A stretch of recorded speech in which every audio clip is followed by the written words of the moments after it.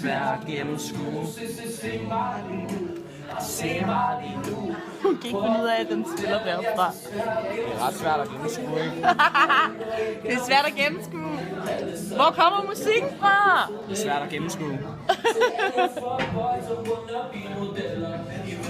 Vi må se den. Okay, den musik, den stopper. 4, 6. Hvem er det, der spiller? Godt. Hvem var det, der spillede? Shame. Shame. Var det, der spillede? Shame. Var det dig nu?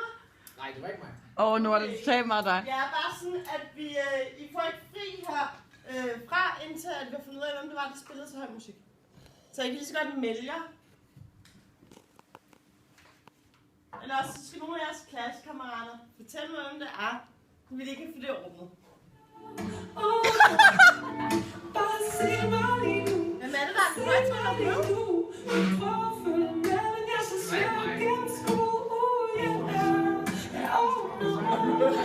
Nu er det totalt meget dig.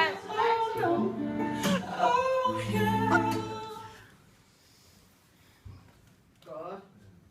Jeg finder lige min mobil, og så er jeg klar til at ringe til rektor. Hvem er Lad det? os bare få associationer. Hvem er det, der har en højtaler herinde? Okay, lad os bare komme videre. Er der et vers, eller er der en, der er særlig interessant? Jeg synes i hvert fald første vers er meget interessant, fordi hvordan han siger, hvis det giver Vi mening. har nogen, der spiller rigtig høj musik herinde i dansk, og de vil ikke fortælle, hvem det er, der har en højtaler i tasken, eller et eller andet tilsvarende. Jeg ringer til Så rektor jeg nu. kunne godt tænke mig, at du kom herind og hjælper mig med at løse den situation. Det er svært at altså heller ikke gennemskue. Godt, tak for det. Har rektor været amatørdetektiv? Nå. Komposition. Sikker på, at I ikke selv vil bekende, hvem det er, der har en højtaler gemt i tasken. Vi skal lige have. Nej, der var nogen, der spillede guldvej rigtig højt lige før. De vil tredje C på lige stoppe en gang. Hvem er det, der spillede guldvej? Højt! Ingen rør sig! Det er altid dumt at sige. Ja.